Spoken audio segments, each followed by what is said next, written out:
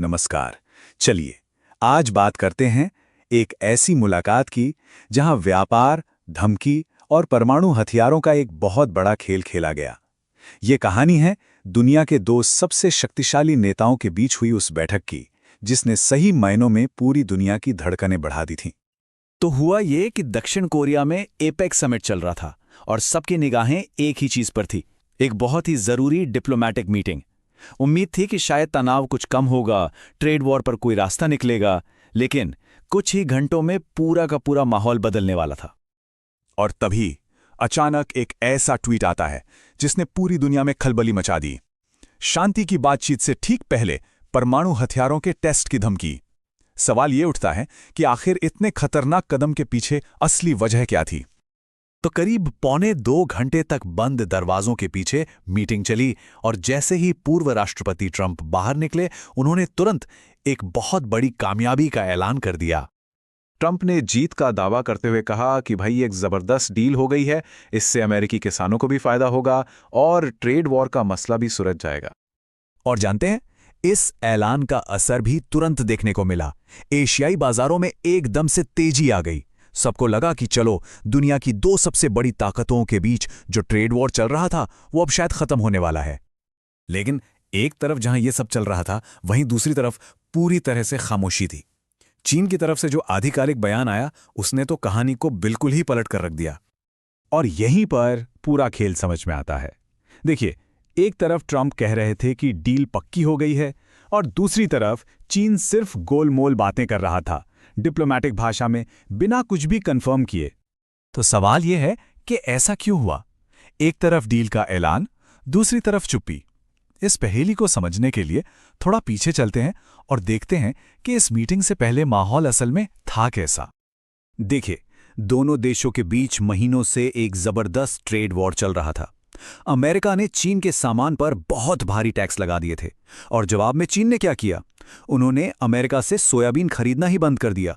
अब इसका सीधा असर पड़ रहा था ट्रंप के सबसे बड़े वोट बैंक यानी अमेरिकी किसानों पर। तो जाहिर है, प्रेशर दोनों तरफ था। और इसी प्रेशर के बीच ट्रंप ने अपना सबसे बड़ा पत्ता फेंका, न्यूक्लियर थ्रेट यानी परमाणु धमकी। ये कोई गुस्से में किया गया ट्वीट नहीं था, नहीं, ये एक बहुत सोची समझी चाल थी।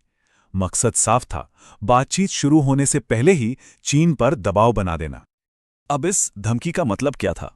इसका सीधा मतलब था 1996 की CTBT संधि को चुनौती देना। ये एक बहुत बड़ा ग्लोबल एग्रीमेंट है जिसमें कहा गया है कि कोई भी देश न्यूक्लियर टेस्ट नहीं करेगा ताकि हथियारों की होड़ रुक सके।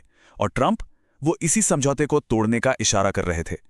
मतलब दशकों से चली आ रही पूरी ग्लोबल व्यवस्था को हिलाने वाली बात थी ये।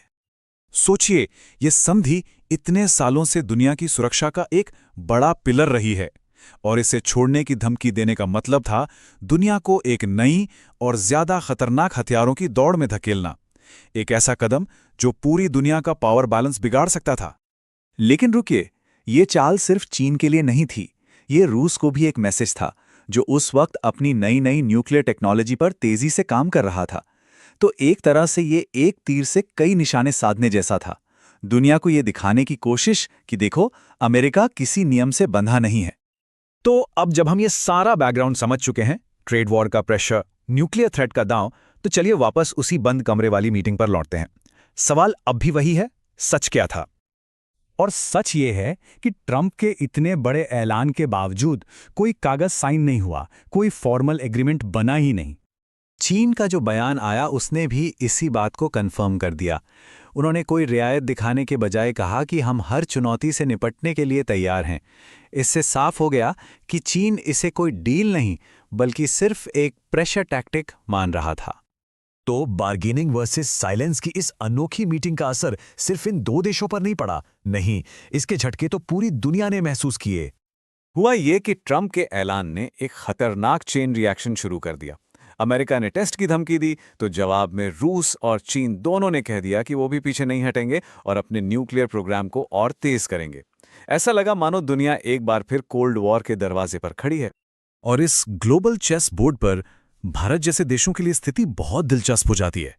इन दो बड़ी ताकतों के बीच बढ़ता तनाव, बदलते रिश्ते, ये भारत के लिए चुनौतियां भी लाता है और नए मौके भी बनाता है।